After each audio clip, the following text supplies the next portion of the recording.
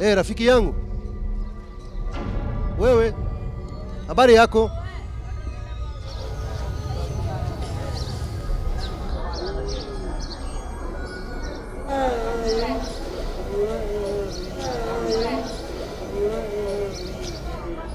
We are entering a city within the city. It's not a physical place. It has no borders. It's rather an hallucination inhabited by tens of thousands of kids. A dark, obscure and brutal place, hidden inside many plastic bottles. If you open them and sniff what's inside, you'll wake up in a world of zombies.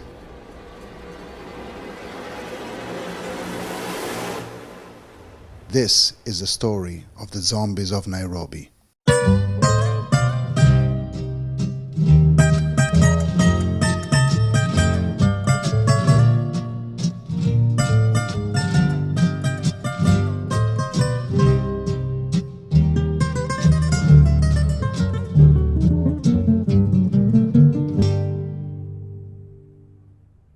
This is one of Nairobi's many dump sites. This place is surreal. If you were here now, you would feel the smell of shit and trash piled up throughout the years. Our journey into the city of zombies starts here. The desperate who live in this place obsessively inhale the fumes of a yellow liquid that they carry around everywhere. They're intoxicated. They're hungry. Nini? Glue. Na itafanya nini? Kama utavuta glue, itafanya nini? Seem like mrevi. Kwa nini unatumia gamu? Stress nyingi. Stress ya nini? Maisha, mashida za hope. Anja. Ukivuta lazima ukuwe na morali ya kazi na mentality na kwanza inapotea ile ya njaa. We climb on top of the garbage hill where other guys scavenge trash piles next to a group of marabous. It's like walking on the back of a foul-smelling monster that occupies the center of a neighborhood, inhabited by a number of animals, insects, bacteria, and human beings who make a living collecting stuff on top of it. None of them walk without their glue. Nagamu. Wewe una gamu? Wewe unatumia gamu? Na gamu na wewe huyu. Nionyeshe. Many of them are so dazed that they experience brain blackouts, passing out for a few minutes. Unasikia nini? Unasikia nini? The solvents inside the glue can cause effects similar to a hangover. It's a depressant substance that can cause loss of concentration and lack of coordination. But it can also induce hallucinations and transform you into a very hostile and aggressive person. The guys around us are friendly, but also very unstable. What happened to you? This knife. My friend, I took somebody guy money, nachukua naweka kwa mfuko yangu, ananinyang'anya, si tunaanza kupigana. Nilikuwa navuta gum, yani venye unavuta gum, yani na kuuse mind. Yani dapin ikanipa mariziki ya tumbo. Lakini katika siku moja unaweza kupata pesa ngapi? Nitapata 150. 1.5 € are enough just for something to eat once a day and for a quarter of a bottle of glue, one of the most popular drugs among Kenya's 300,000 homeless children. 60,000 of them live here in Nairobi. We're going to show you how easy it is to buy glue in Nairobi in a slum. This is Evans, he's 13 years old. He's been sniffing glue for so many years already. There's a shoemaker over there. He's going to go and get it and come back. The boy walks inside the shack. And moments later, there he is. See, now he's got it.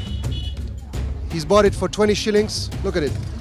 Very easy. We empty his bottle and let him go. Okay, asante. Aware of the fact that he's going to get some more glue within a few minutes. What's absurd is that everything happens in broad daylight. The slums are full of shoemakers who don't care about making a few bucks selling glue to street children. Mtoto moja amekuja hapa na amenunua gamu. Kwa nini unauza gamu na watoto wa mitaani? Tunashona viatu, kutengeneza viatu repair, kuweka sol. Hiyo tu ndio kazi yetu. See, even when the evidence is there, they deny it.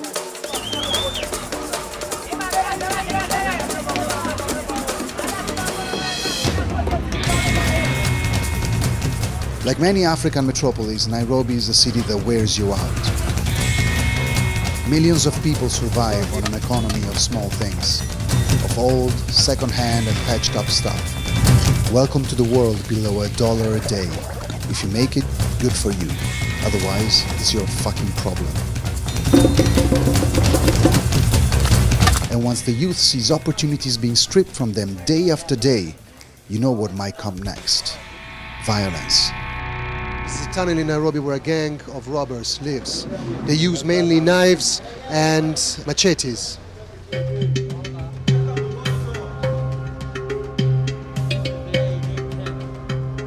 This is an injury. Why were you fighting? I fight for my life. What do you do for a living? Kakara, kuibia watu. Mimi nina 18. Na umeishi kwa wakati gani katika mtani? Kutoka 206. Mimi huwa nanyonga watu. Kwa saa hii. Nyonga na hii. Hivi. Kutishia. Shikaya hivi. Utatoa kama hapa. Nairobi's underground tunnels are full of desperate kids. This guy, who lost his right arm in an accident, pulls out a plastic bottle. Like this one. The liquid inside it is transparent. It looks like water, but it's not. It's a toxic inhalant that has become very popular here over the past few years.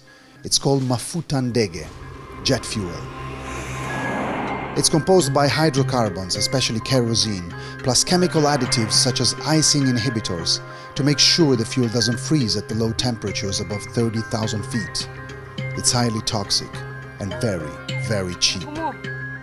In the southeastern suburbs, not far from Jomo Kenyatta Airport, it has become the drug of choice for many street children who seek a quick relief from stress and anxiety. It's sufficient to just pour some liquid on a small rag and inhale it, to be immediately hit by a rapid sequence of dizziness, vertigo, and hallucinations. Yet exactly like glue, it lasts only for a few minutes. In order to get a lasting effect, the young jet fuel junkies need to sniff hundreds of times a day. Cardiovascular collapse and respiratory distress are the most common consequences.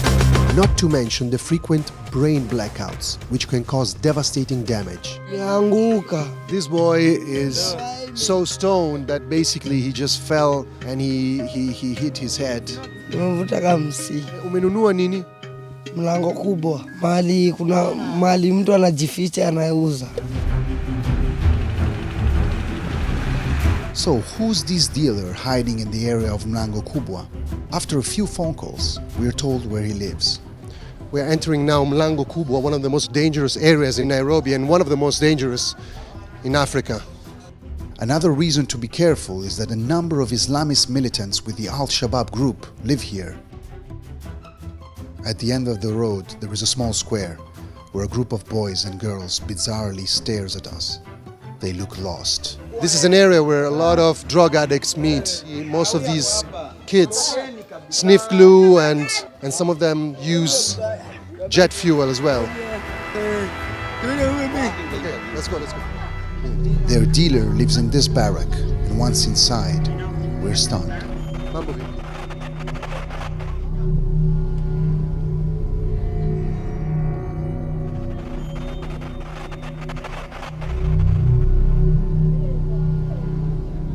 We find ourselves face to face with an old polymylitic who shows us his best merchandise, jet fuel. He tells us he gets it from intermediaries who steal it from the airport or the companies producing it. 60 60 shillings. 60 shillings. This one. Unajua kitambo walikuwa wanapenda gamu. Lakini siku hizi wameturn kwa hii. How many children come here to buy? Every day, I mean. More than 100. What's the point of selling this if you know that it damages children so much? Unajua wakati hiyo tukiuza, unajua problems una otherwise ya kupata hii pesa. Sasa inabidi tu inafanya tu for the sake of money. You're not afraid that police will come and arrest you? You bribe them with 500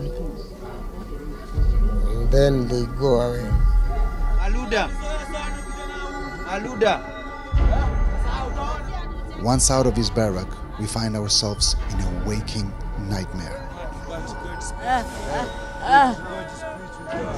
What's freaking us out is that it really feels like being surrounded by zombies.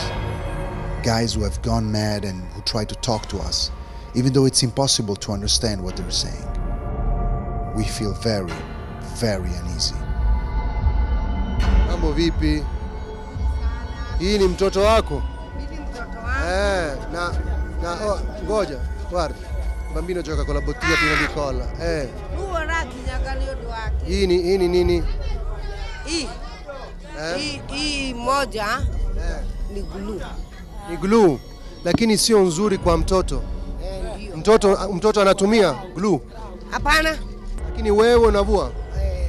I want us to people to help us. Wherever we look, we see eyes at half-mast, lips sucking from bottles, catatonic or hostile expressions. What about your stomach?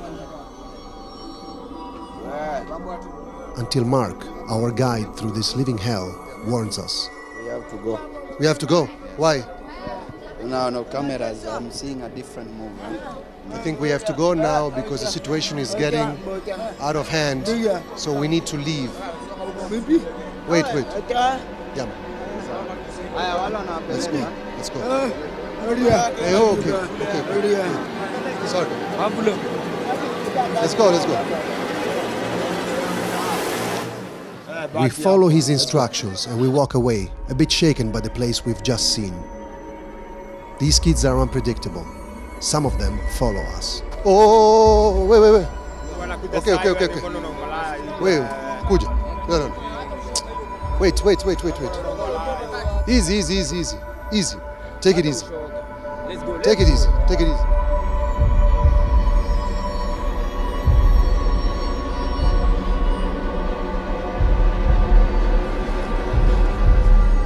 Okay. Twende tafadhali. Let's go. Let's move the car now, please. Twende.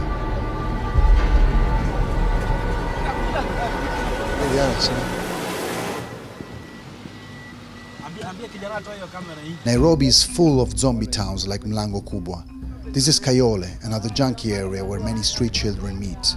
Among them, there are many single mothers. Mtu anavutanga kwa jia stress, kwa jisa zingine umefungia nyumba, unalala nje, utafanya nini? Utamwangalia lazima uvute, na muangalie na mtafute kitu ya kukula. She's sniffing that stuff and at the same time I'm wondering how is she going to take care of this baby? The young boys and the girls are given the clue to sleep.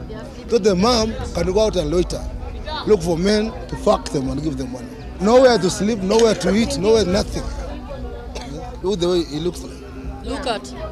He's pregnant. She don't have a The husband is nowhere. It is almost impossible to raise a child with no husband, no family, no help, no home, no money, and an obsessive solvent addiction. Many of these kids end up wandering around like stray dogs. Steve is one of them. Mama yako anajua kwamba wewe unavuta misii? Lakini alinipatanga siku moja, nikagongo kama mnyama, nikaskijil, nikahopa, nikahepa nyumbani. Kutoroka nyumbani, nikaanza kulala na akina skidil. Lakini skidil wakanionyesha mafomu. Sasa nikazoea. Steve and his friends survive collecting trash.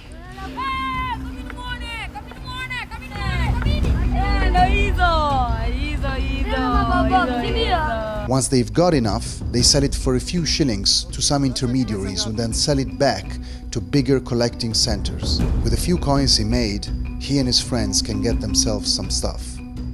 The moment later, there he is, with a bottle of jet fuel in his hand. Good. When you're only 11 years old, the word consequence isn't part of your vocabulary yet. Intoxicating yourself with kerosene is just a game like any other. This is microphone. Lakini hakuna kitu naimba. Lakini wakamsahau joka. Na unasikia nini? Mimi nasikia steam. Hebu vuta kiasi. 2,000.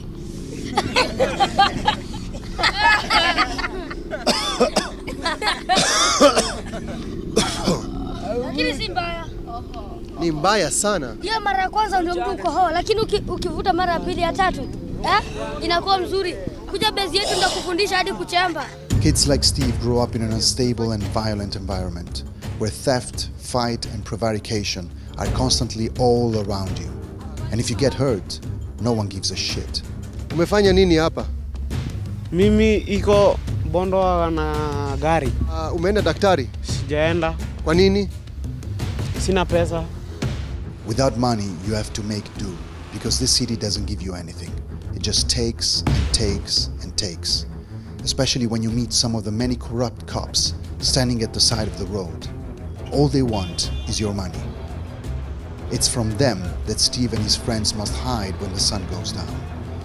In order to find them, we have to go and look in the slums. We are in the outskirts of Nairobi, and this is one of the areas where street children come and sleep.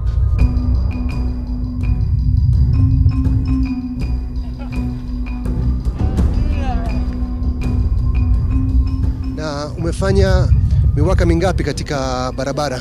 Katika barabara? Miaka 3. Maisha mabaya. Najua tena bezi ni kubaya. Watu wanapigana na machupa. Juu unaweza kufia kwa bezi ama ushikwe. Unalala wapi? It's really unbelievable. I mean, he's sleeping in this very small tunnel. Like an army of rats, street children sneak into these tunnels to spend the night.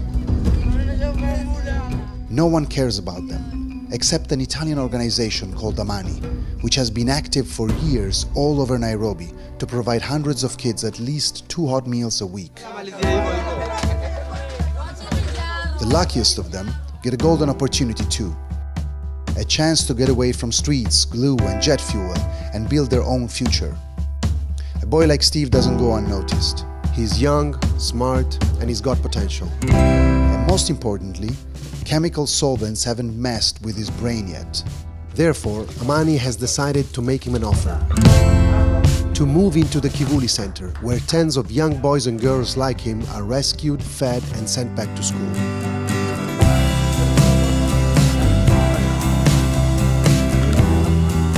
Ningependa kusema asante. Wameniona nikafurahia. Nilikuwa nilala kwa baridi. Ndio ubezi. Hadi kuletea kukula nini? Unaweza patwa na homa kama mimi sasa niko na homa ya baridi usiku. Naona hapa ni pazuri.